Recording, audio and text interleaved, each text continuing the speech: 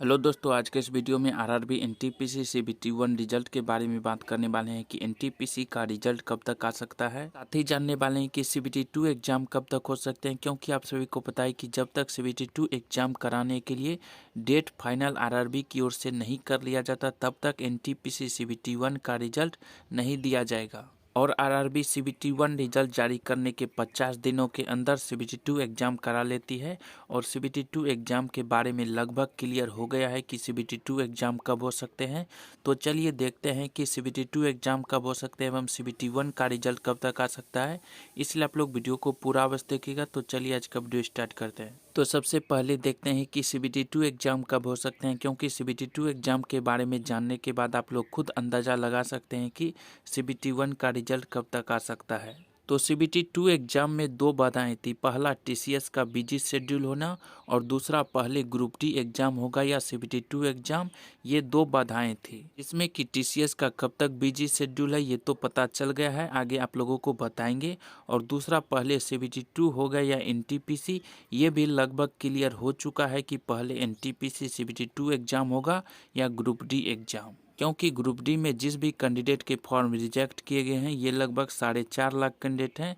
तो इन सभी कैंडिडेट के लिए अब मॉडिफिकेशन लिंक दिया जाएगा। तो मॉडिफिकेशन लिंक कब दिया जाएगा इसके बारे में तो जानकारी नहीं दी गई है, लेकिन जब भी मॉडिफिकेशन लिंक दिया जाएगा मॉडिफाई करने के लिए कम से कम 15 दिन का समय दिया जाएगा।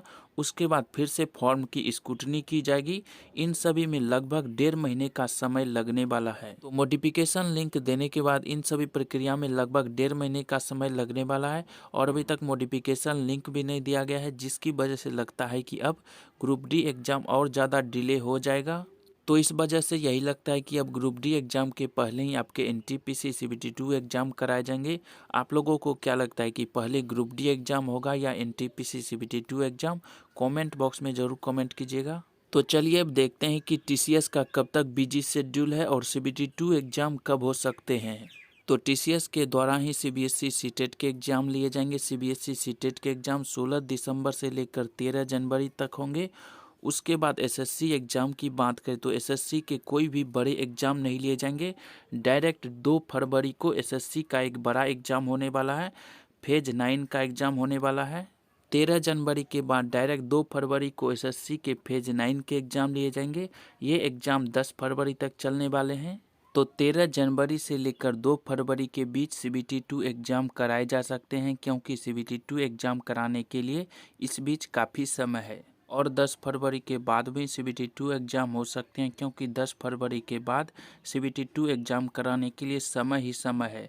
क्योंकि अब एसएससी का कोई नया एग्ज़ाम नहीं होने वाला है, क्योंकि एसएससी का कोई नया नोटिफिकेशन जारी नहीं किया गया है। 10 फरवरी के बाद एसएससी का कोई भी नया एग्ज़ाम नहीं लिया जाएगा। 10 फरवरी के बाद आपके रेलवे के एग्ज़ाम ही लिए जाएंगे। एसएससी का कोई भी नया नोटिफिकेशन जारी नहीं किया गया है। 10 फरवरी के बाद रेलवे के एग्ज़ाम ही लिए जाएंगे। तो अगर 13 जनवरी से लेकर 2 फरवरी के बीच सीबीटी 2 एग्ज़ाम कराए जाते हैं तो सीबीटी 1 का रिजल्ट आपका 50 दिनों के हिसाब से देखें तो कभी भी आ सकता है। अगर 13 जनवरी से लेकर 2 फरवरी के बीच सीबीटी 2 एग्ज़ाम कराए जाते हैं तो 50 दिनों के हिसाब से देखें तो सीबीटी 1 का रिजल्ट आपका कभी भी आ सकता है। वहीं अगर 10 फरवरी के बाद सीबीटी 2 एग्ज़ाम कराए जाते हैं तो 50 दिनों के हिसाब से देखें तो सीबीटी 1 का रिजल्ट आपका 20 दिसंबर के बाद ही आ सकता है। 50 दिनों के हिसाब से देखें तो 20 दिसंबर के बाद ही सीबीटी 1 का रिजल्ट आ सकता है, अगर सीबीटी 2 एग्ज़ाम 10 फरवरी के बाद कराए जाते हैं तो ये दोनों कंडीशन मैंने आप लोगों को बता दिया है कंफर्म। तो आप लोगों को आरआरबी भी नहीं बता सकता है कि सीबीटी 1 का रिजल्ट कब आएगा और सीबीटी 2 एग्ज़ाम कब होंगे। तो चलिए आज का वीडियो समाप्त करते हैं। वीडियो चल गए तो चैनल को सब्सक्राइब, तब वीडियो को लाइक और शेयर। आज का वीडियो समाप्त करते हैं। वीडियो देखने के लिए आप लोगों का धन्यवाद।